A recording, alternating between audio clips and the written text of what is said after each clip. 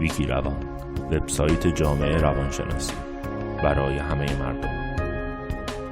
سلام، فاطمه صبوری پور هستم، روانشناس سایت wikiravon.com. امروز میخوام راجع به راه‌های مقابله با شکست عشقی صحبت کنم.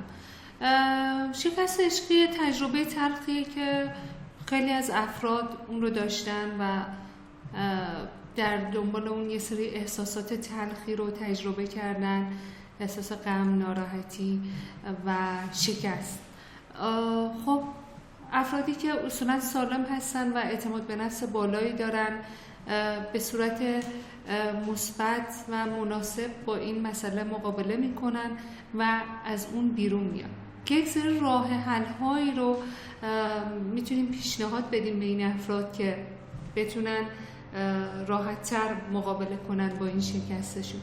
مثل اینکه افراد باعثی که اول از همه بپذیرن که چه اتفاقی براشون افتاده، یعنی اینکه بدونن که خب اینکه غمگین هستن، ناراحت هستن و احساس خشم دارن یه چیز خیلی طبیعیه بعد از یک شکستی، و اینکه بخوان به دیگران بگن نه ما حالمون خوبه و مشکلی پیش نیامده راه حل مناسبی نیست. اصلا این راه حل اینه که افراد بپذیرن که یک مسئله پیش اومده، یک بحرانی پیش اومده. بعد از اون خیلی خوبه که افراد بپذیرن که احساس خشم، احساس عصبانیت، احساس غم و ناراحتی یه سری احساسات خیلی طبیعیه که بعد از این مسئله میاد و افراد همه این احساسات رو تجربه میکنن و اصلا نباید فکر کنن که چرا حالا ما این حس رو داریم. این یک حس طبیعیه. خب افراد میتونن گریه کنن، چون گریه یکی از روش‌های سالم تخلیه هیجانیه، یا میتونن با دوستانشون صحبت کنن، با افرادی که بهشون اعتماد دارن راجع به احساساتشون صحبت کنن، در میون بذارن باهاشون و یه مقدار به خودشون کمک کنن که احساسات بهتری رو داشته باشن. وقتی که یک شکست عاطفی اتفاق میفته یک بحرانیه که فرد باید سعی کنه که مثبت باشه و فکرهای منفی رو از خودش دور کنه، چون قاعدتاً یک افکاری مثل افکار بیکفایتی یا اینکه شاید من خوب نبودم که اون رابطه رو نتونستم نگه دارم، یه سری افکار منفی ممکنه که سراغ افراد بیاد، ولی خوبه که افراد اونا رو شناسایی کنن، با اونها مقابله کنن و سعی کنن نقاط مثبت خودشون رو ببینن و افتخار کنن به توانایی هاشون. مثلا اگر فردی داشته نقاشی رو میکشیده پیشنهاد میشه که اون نقاشی رو تموم کنه، یا اگر یک قطعه موسیقی میساخته پیشنهاد میشه که اون قطعه رو تموم کنه. پیشنهاد میشه که ورزش کنن افراد، مثل همیشه که ورزش کردن توصیه میشه، در این بحران هم ورزش کردن توصیه میشه. به چه دلیل؟ به خاطر اینکه با ورزش کردن مقادیری از هورمون سروتونین توی خون آزاد میشه که باعث خوشحالی و یه مقدار تغییر خلق هستش. لازمه که افراد در رابطه با افکاری که نسبت به طرف مقابلشون دارن آگاه باشن و اون احساس دلتنگی و اینکه یاد خاطرات میفتن بدونن که اینا احساسات طبیعی هستش. خب چی کار باید کرد؟ افراد باعثی که تمام یادگاری هایی که از اون آدم دارن، حالا اگر نمیخوان دور بریزن، توی جعبه‌ای بذارن و اون رو یه جای قرار بدن که نرن سراغ اون، که با دیدن اونها بخوان اون خاطرات رو زنده کنن.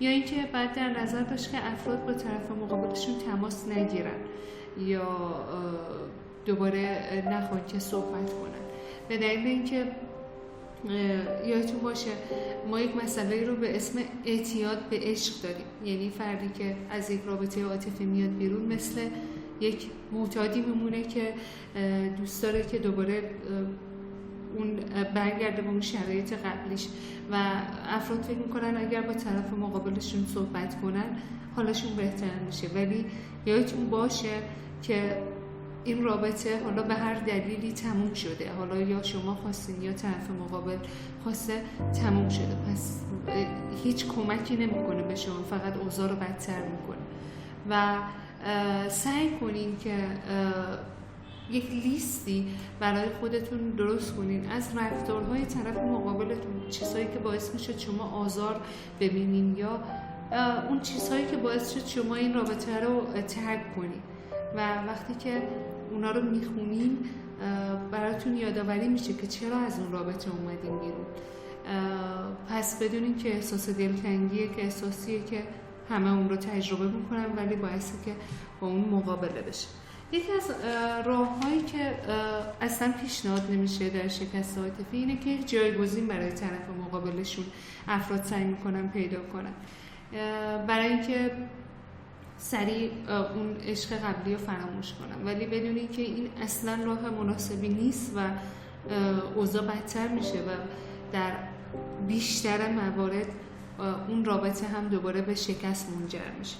بعد اینکه چیزی که هست اینه که پیشنهاد میشه شما افراد جدید رو ملاقات کنین، نه اینکه در رابطه جدیدی برید، ولی دوستان جدیدی برای خودتون پیدا کنین، به قول معروف فعالیت‌های جدید رو بیارین. شما میتونین مثلا توی کلاس ورزشی ثبت نام کنین، کلاس هنری ثبت نام کنین که و به اون انرژی خودتون رو صرف یادگیری یک چیز جدید کنین و خب اونجا با آدم‌های جدید آشنا خواهید شد و گروه‌های جدید رو خواهید دید. دوستان این راهکارهایی رو که خدمتتون گفتم برای یک انسان سالم، نرمال و با اعتماد به نفس کاملا عملی هست و میتونه مقابله کنه با شکست عشقی، ولی یه موقع‌هایی هستش که مسئله فراتر از این میره و افراد خیلی سخت درگیر میشن بعد از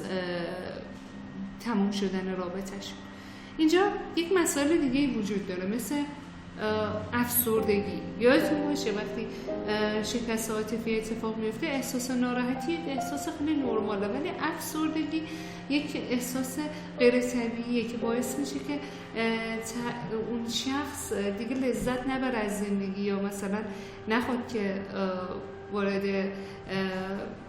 گروه ها بشه یا اصلا اختلال ایجاد کنه در عملکرد روزانه فرد. یعنی که اون آدم یک افسردگی داشته و بعد از این شکست عاطفی اون افسردگی نمود بیشتری پیدا کرده و مثلا افرادی که اعتماد به نفس و عزت نفسشون پایینه بعد از شکست عاطفی اصولا خیلی سخت کنار میان با این بحران. یا مثلا افرادی که برای آقایون مثلا مسئله در کودکی با مادرشون داشتن، مسئله حل نشده یا دچار بیمهری مادرشون قرار گرفتن، یا برای خانوم‌ها مسائل حل نشده که با پدرشون داشتن یا بی‌محبتی‌هایی که دیدن. اینا یه چیزای ریشه‌ایه که یک فرد بعد از تموم شدن رابطه عاطفیش خیلی درگیر میشه، یا افراد وقتی که اقدام به خودکشی میکنن یا رفتارهایی که به خودشون آسیب میزنن یا حتی میخوان به طرف مقابل آسیب بزنن، اینها چیزهایی هستش که مسائل ریشه‌ای در شخصیت اون فرده که به قول معروف با این مسئله شکست عاطفی نمود پیدا کرده. اینجاست که زنگ خطری هست و فرد باید که تلاش کنه که با یک متخصص صحبت کنه و مسئله خودش رو حل کنه. امیدوارم که همه بتونیم توی بحران‌های زندگی بتونیم از اونها رد بشیم و روابط سالمی رو تجربه کنیم و به امنیت روانی بیشتری دست پیدا کنیم. موفق باشید.